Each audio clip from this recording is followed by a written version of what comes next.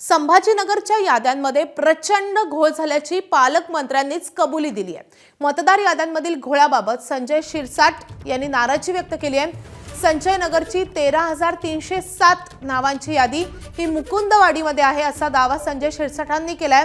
शहरातल्या प्रत्येक प्रभागामध्ये घोळ आहे असं देखील संजय शिरसाटांनी म्हटलंय।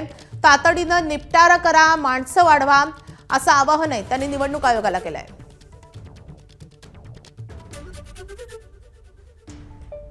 कालपर्यंत 2,500 तक्रारी ह्या प्राप्त झालेल्या आहेत। इतक्या मोठ्या प्रमाणावर तक्रारी प्राप्त होणे याचा अर्थ असा होतो की याद्यामध्ये निश्चितच ही गडबड झालेली आहे। मी आताच आयुक्तांशी सुद्धा बोललोय, त्यांनाही सूचना दिलेल्या आहेत। माझ्याकडे काही पुरावे सुद्धा आलेले आहेत। आयुक्तांनी आता जवळपास 300 ते 400 लोकांची टीम याच्या तक्रारी निपटारा करण्यासाठी पाठवलेले आहेत आणि ते तक्रारी निपटारा करतायत। परंतु हे का झालं, का घडलं याचा सुद्धा त्यांनी चौकशी केली पाहिजे।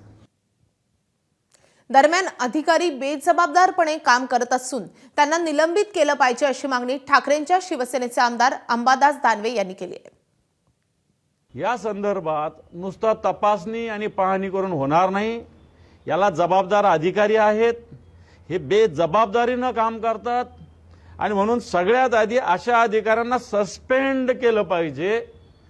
काही ठिकाणचे नाव जे विधानसभेला लोकसभेला एका ठिकाणी होते, उदाहरणार्थ माझं नाही झालेलं पण काही जणांचे माझ्याकडे तक्रारी आल्या की कुटुंबात समजा 12 नाव 15 नाव आहे, माझं एकट्याचं राहिलं, बाकी 11 नाव दुसरीकडे गेले।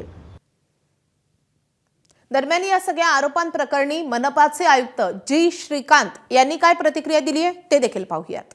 मतदार यादीमध्ये शुद्धीकरण जे होणे आणि ते फार महत्त्वाचे आहे, जेणेकरून मतदानाची दिवशी जे गोंधळ न होता आत्ताच ते हरकती व सूचना जर घेतल्या, जेणेकरून मतदानाची दिवशी त्यावेळा अशा पद्धतीचे जास्त आक्षेप असणार नाही। वी ॲक्सेप्ट दॅट, म्हणजे जेवढा जास्त आक्षेप आला तेवढा जास्त आक्षेपाचे निपटारा करण्यासाठी प्राधिकृत अधिकारी आणि प्रत्येक प्रगणक आपण जवळपास प्रत्येक वॉर्डमध्ये 10 ते 15 आपण त्या ठिकाणी नेमलेलं आहे। एबीपी माझा, उघडा डोळे बघा नीट।